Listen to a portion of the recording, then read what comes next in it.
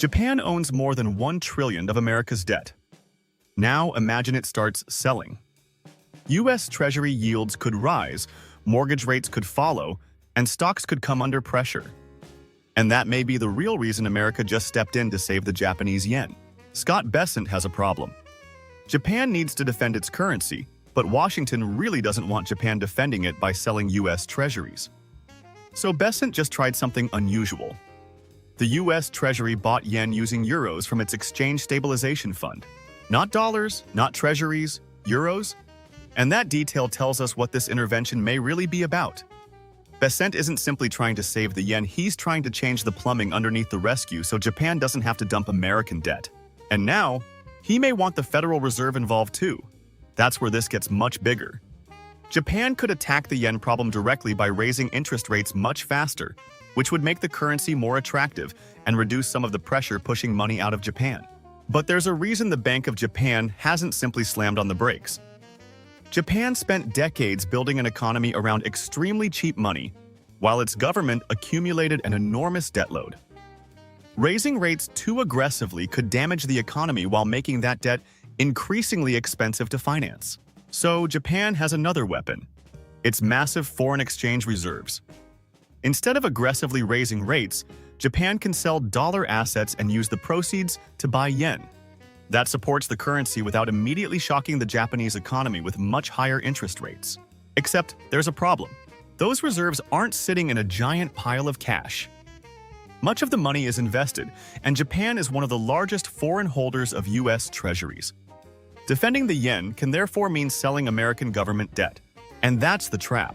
Japan can avoid hurting its own economy with aggressive rate hikes, but in doing so, it could export some of that pressure directly into America.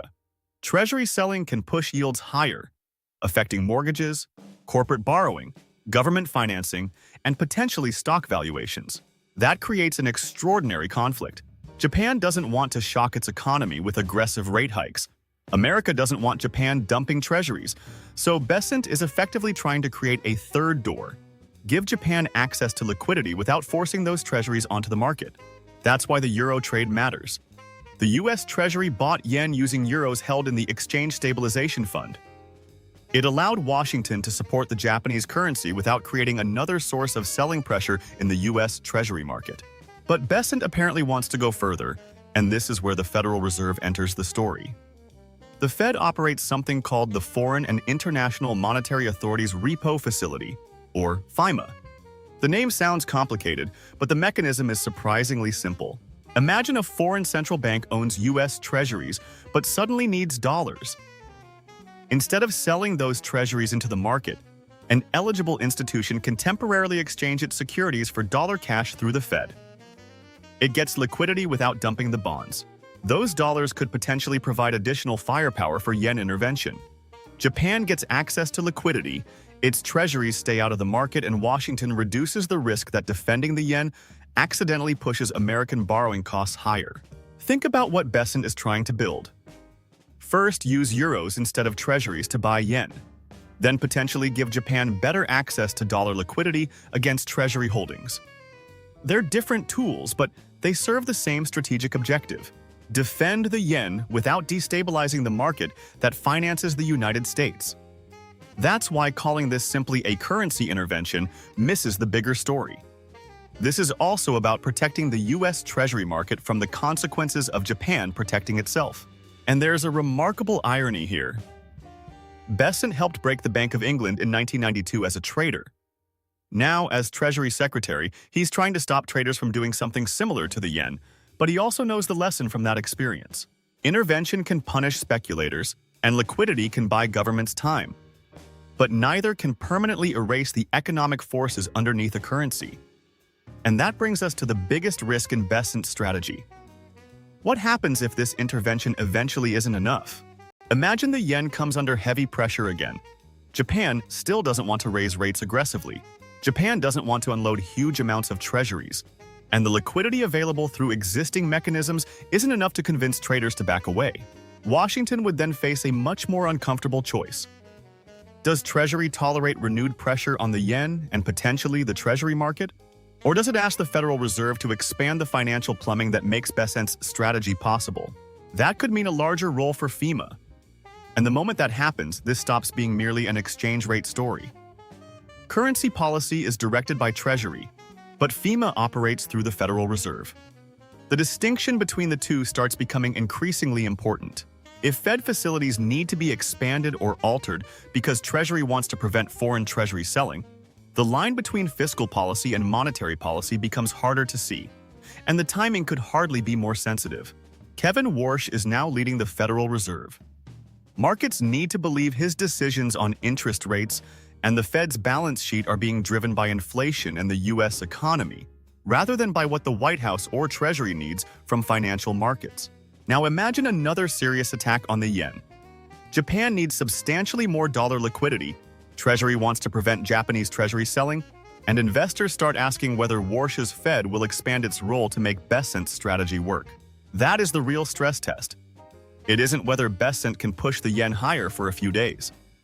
The real question is what happens when traders come back with more money and test how much financial firepower Washington is actually willing to deploy. Because Bessent may have discovered a clever way to postpone an extremely painful choice. Japan doesn't immediately have to shock its economy with aggressive rate hikes, and it doesn't immediately have to sell large amounts of U.S. Treasuries. America, meanwhile, doesn't immediately have to absorb the resulting pressure on Treasury yields and borrowing costs. But postponing the adjustment doesn't make it disappear. It simply changes where that pressure travels through the financial system, and who eventually has to absorb it. So forget trying to predict the next intervention headline. There are three things I would watch from here.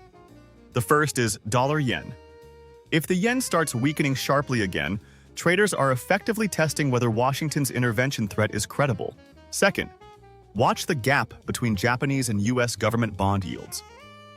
If that gap remains wide, one of the fundamental pressures behind the weak yen hasn't disappeared, regardless of how successful the initial currency intervention appears. And third, most importantly, watch FIMA. If its usage or role starts expanding materially during another period of yen stress, pay attention. That would suggest this has moved beyond simply defending Japan's currency. Washington would increasingly be using the dollar system itself to prevent foreign financial stress from becoming forced selling in the U.S. Treasury market. And that is the hidden story, connecting what happens in Tokyo directly to borrowing costs in America. Japan has a currency problem. America has a debt financing problem. Bessent has found a clever way to stop those two problems from colliding, for now. But another serious decline in the yen could give us the real test. If Japan doesn't hike aggressively and Japan doesn't sell treasuries, watch the Fed.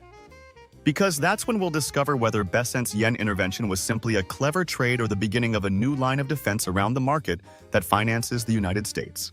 If you enjoy seeing the story underneath the headline, hit like and subscribe to Global Notes by JP. And tell me in the comments, if the yen comes under attack again, who moves first? The Bank of Japan, Japan's Treasury holdings, or maybe the Fed?